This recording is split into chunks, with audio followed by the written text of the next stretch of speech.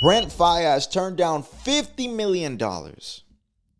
He turned down $50 million to stay independent and own his own masters. And then he proceeded to say, I know my worth. Now, look, man. Look. The fact that you decided to stay independent and you know your worth is lovely, is great. It's amazing, bro. It truly is. It truly is. Now, here is the harsh reality and the harsh truth of everything. And I just need people to really, really, really bear with me and understand where I'm coming from. The label was about to give you $50 million. Okay? 50 million. And usually the way that that's broken up is by, let's just say it's a 3-album deal. They'll split the 50 million into 4 ways. They'll give you one cash advance, and then they'll give you the money for every album you make. Okay? So let's just say they were asking for three albums, right? All right, you know what? Fuck that. Look, 50 million divided by 4, whatever that is, right?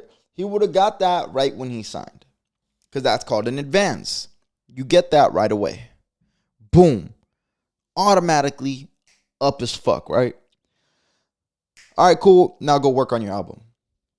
He goes to work on the album. Mind you, all this money was a loan. Okay?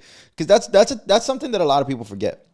All this money is a loan. So they're loaning him $50 million, and he needs to produce $50 million back with some interest before he can even make money off of his music. Sorry, guys. This is the best coffee that I've ever fucking had. Fuck Starbucks. So check it out. He would have got 12.5 million off the rip. Then for every album he dropped, let's just say, like I said, it's a 3-album deal. Every single album he gets 12.5 until his 3 albums are done and until his 50 million is exceeded. In rare instances, they do provide the entire amount up front. But they only do that for people like fucking Drake, Future, Wayne, big name people like that. Brent Faiyaz, on the other hand, not a massive name like that. Let's just be honest. Let's just be real. He isn't.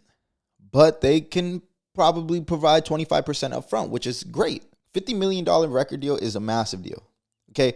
They're not giving record deals out like that no more. You know, this is not 2002 where they give 50 Cent, a guy who's never dropped music, $1 million, and then Get Rich or Die Trying is the most hyped album of the year. Okay? They're not doing that no more. So, in my personal opinion, if the average rapper should have signed, because let me tell you why. The record deal is fronting you all the funds. They're taking all the risk, and all you have to do is focus on producing your art, producing your music, creating. Now, for the people who are sole creators and they're not worried about none of the other shit, I personally think signing to a record deal is the best thing if your paperwork is in order, because there are times where they want to take creative control. If you can keep creative control, you should sign, because they will do all the work for you. Now, here's the other thing. I feel like since the death of Nipsey Hussle, everybody's been wanting to really be independent. And one person who's thrived off of that career is Russ. But how many independent artists do you see in the mainstream? You know? Now look, independent artists get a bad rap because they're independent. Like every single time academics will post one of these guys, they're like, who? Question mark, who? Who the fuck? Who? You know what I mean? Like fucking owls are in the room. Tech Nine is probably one of the richest rappers out right now. And people don't even know who the fuck Tech Nine is. They look at him like he's a fucking weirdo. But he's fully independent. Hopsin was one of the richest rappers. Russ is one of the richest rappers right now. But they're not the A-list rappers like Future, 21, Drake. But you know why they are?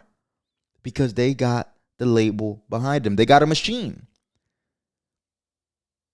They don't have all their money, though. They're not the richest rappers. They don't own everything. So what this is saying to me, though, is that Brent Faiyaz doesn't care about the fame. He wants to secure generational wealth, which is good. But here's the thing that comes with that: massive workload. Massive workload. Now, you're going to be your own label now. You're going to have to be your own marketing. You're going to have to be your own publishing. You're going to have to be your own PR team. You're going to have to be your own everything. Your own studio. Your own everything, bro. Which, if you're okay with that, then that's perfect for you, right? You're already rich. What the hell is 50 million to you, right? Now, to the average person who doesn't want to do all that and they just want to focus on making music all day and enjoying their life, they should have signed. Like I said, it has its pros and cons.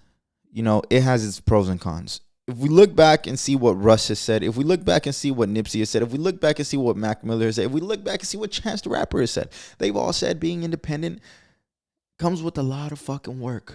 You're working 24/7 and you have to put multiple hats on. Brent Faiyaz, I hope you're ready to do that. You're a great artist, man.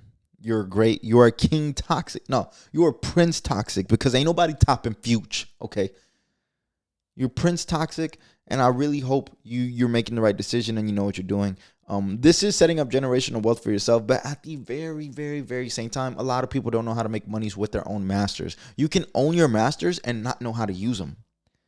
So I really hope you know what you're doing. You're walking away from 50 mil, like Dave Chapelle, okay? You're walking away from 50 mil. I hope you know what you're doing. But that wraps it up for that one. I know I kind of went on a little rant on that one, but it's because I'm telling you guys, I genuinely am a fan of music. So